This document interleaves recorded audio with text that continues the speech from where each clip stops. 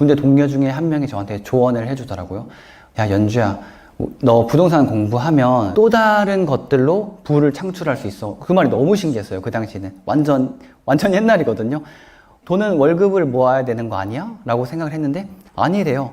또 할 수 있대요. 그래서 그 친구의 조언을 듣고 알아보기 시작했고 샀던 책이 부동산 책이었어요. 그래서 많은 것들 중에서 우연히 저에게 다가왔던 거죠. 그리고 제가 그때 그걸 밀어내지 않았고. 근데 왜 그게 다가왔나를 생각해보면 그 당시 붐이었던 것 같아요. 2018년도, 19년도 뭐 이럴 때 부동산 한창 붐이었고 인기가 많았었죠. 여러분들께 부동산을 권해드립니다. 이건 아니에요. 성공할 수 있는 방법은 다양한 것 같아요. 그리고 이미 해본 사람들은 보통 자신의 방법을 추천하죠. 이걸 해야 돼. 다른 사람은 이걸 해야 돼. 근데 그거는 여러분들의 몫인 것 같아요. 내 목적과 부합하는 걸 좀 찾으시면 좋을 것 같고, 그래서 부동산을 시작하게 됐고요. 전역할 때 되니까 부동산을 또 투자해야 되는데 시장이 좋지 않은 거예요. 하락세인 거예요. 그래서 여기서 느낀 게 내가 그러면 아무리 열심히 해도 내 통제 밖의 영역에 의해서 이게 움직일 수도 있겠구나. 동시에 이미 주체를 투자를 해놨으니까 시드머니가 없었거든요. 그럼 내가 돈이 하나도 없는데 할 수 있는 게 뭘까를 생각해 보니까 다양한 온라인으로 할 수 있는 것들이 있더라고요. 참 감사한 시대에 살고 있는 것 같아요. SNS에서 콘텐츠를 만들고 그걸로 브랜딩을 한다는 것만으로도 기회를 얻을 수 있고 부를 얻을 수 있다는 게 참 신선하게 다가왔었고, 책 백만장자 메신저라는 책을 제가 되게 좋아하는데 아내 집에 그 책이 꽂혀 있는 거예요. 아내는 책을 잘 읽지 않거든요. 근데 그 책이 있어서 참 신기하게 물어봤죠. 이게 어떤 책이야? 알고 보니 처형의 책이었고 그걸 빌려서 읽게 됐는데 경험과 지식 이런 것들이 돈이 될 수 있다고 이런 메시지가 저에게 다가와서 그래, 내가 한번 나도 SNS를 키워보자, 인스타그램을 해보자 라고 생각을 하게 되었습니다. 다음 질문이요. 그 챕터 하나하나 읽으면서 그 책을 통해서 본인의 또 경험을 얘기해 주신 그 사연들이 하나하나 너무 감동이 되더라고요. 저도 지금 자기계발서를 열심히 읽은 지 한 5년 넘게 됐고, 저희 실제 조카한테 레버리지라는 책을 안 읽을 것 같았지만 제가 읽으려고 거기서 책을 빌려줬다가 그 친구 책 한 권 때문에 지금 고등학교 2학년인데 사실 책을 읽으면서 자기 미래를 꿈꾸고 있더라고요. 청소년이나 20대 젊은이들에게 정말 한 권의 책을 추천해 줄 수 있다면 지금 읽으셨던 책들 중에서 이 책만큼은 가장 먼저 한번 읽어보고 깊게 읽어보길 추천하는 책이 있으시면 말씀해 주시면 좋겠습니다. 너무 좋은 질문 감사하고요. 부자들의 서재라는 책이 있습니다. 그 책을 읽어보시기 바라고요. 네.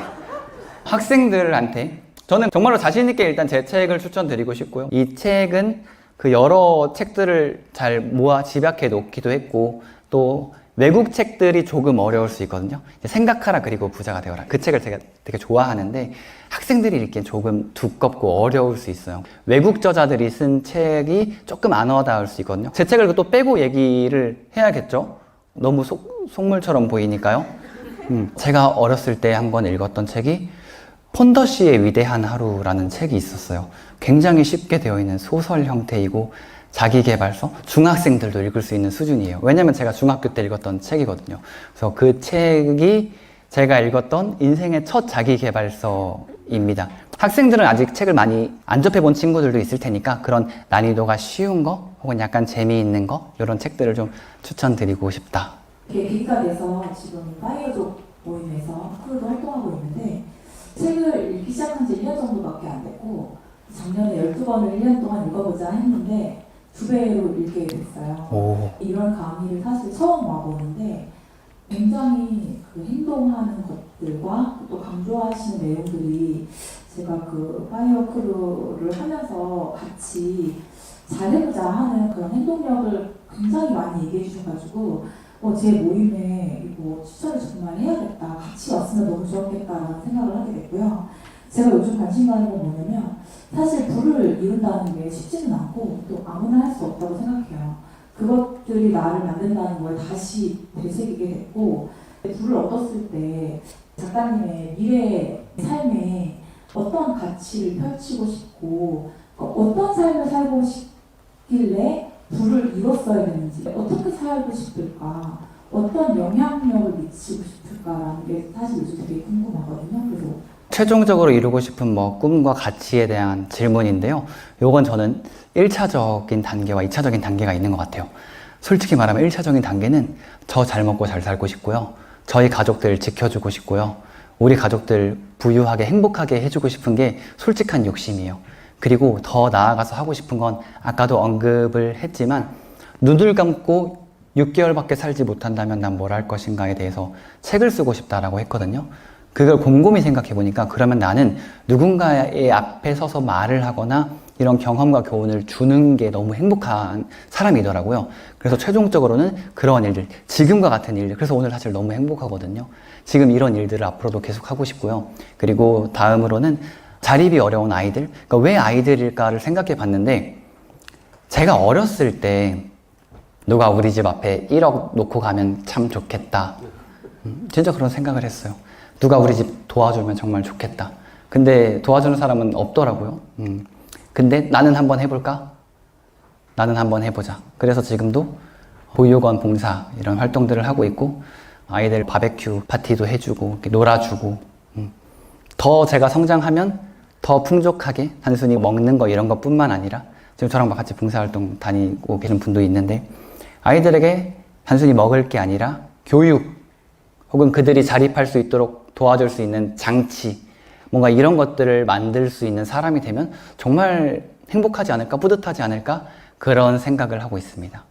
저자님이 뒤에 보면은 처음에는 내가 습관을 만들지만 나중에는 습관이 나를 만든다. 그게 되게 인상 깊게 다가왔습니다. 결론은 리더십에 관한 질문이었던 것 같습니다. 저는 장교 생활을 8년 정도 했었거든요. 7년 9개월 정도 했었고 그 안에서도 나쁜 장교는 아니었던 것 같아요. 그 친구들이 감사하게도 저를 잘 따라줬거든요. 진짜 감사하게도. 소대장들은 이번 달에도 또 찾아와서 같이 식사를 하기도 했고 여전히 그 친구들과 연락을 합니다. 그럼 어떻게 나를 이렇게 잘 따라줬지? 내가 리더십이 좋았나? 그런 건 아닌 것 같고요. 스타트 위드 Y를 얘기하면서 목적, 왜 하는지에 대해서 얘기를 했었는데요. 정말 리더로서 중요한 것 같아요.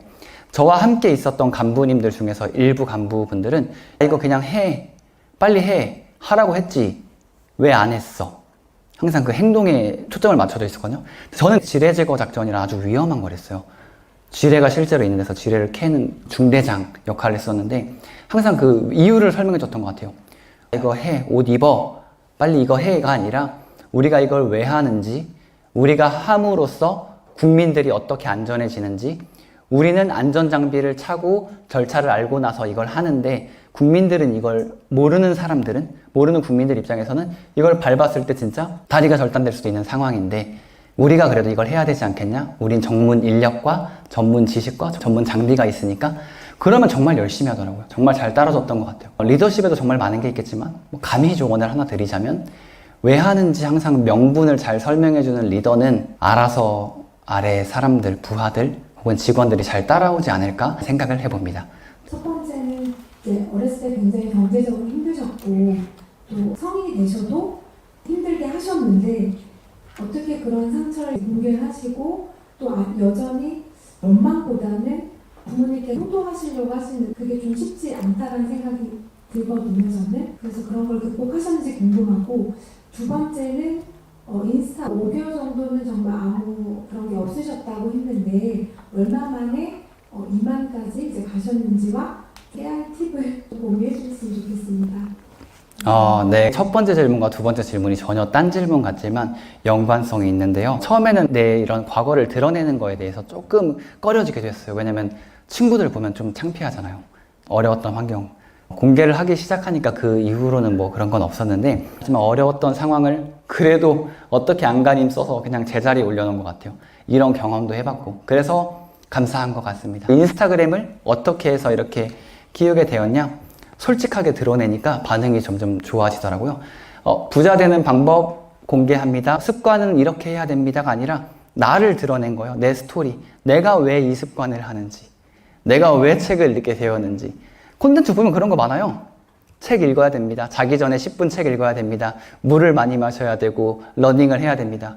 하지만 저와 그 사람들의 차이는 제가 하면서 콘텐츠를 만들고 그런 다른 콘텐츠는 이 찍어내기식 콘텐츠인 거죠. 거기서 일단 차이가 있고요. 그리고 나의 스토리텔링. 나의 스토리가 들어가면 콘텐츠는 빛을 발하더라고요. 그래서 그 이후로부터 좀 더 반응이 좋아졌고, 팔로워 24,000명을 만드는데 9개월이 걸렸는데 5개월 동안 1000명이었어요. 5개월 정말 열심히 했거든요. 근데 1000명, 저녁 4개월 남았는데 큰일 났다 싶었거든요. 그런데 그 임계점, 물이 99도에서 안 끓고 100도에서 끓는다는 말이 있잖아요. 그때가 저의 포인트였던 것 같아요. 그걸 넘어서니까 갑자기 1000명이었던 게 3000명, 8000명, 14,000명 막 이런 식으로 쭉 늘어나더라고요.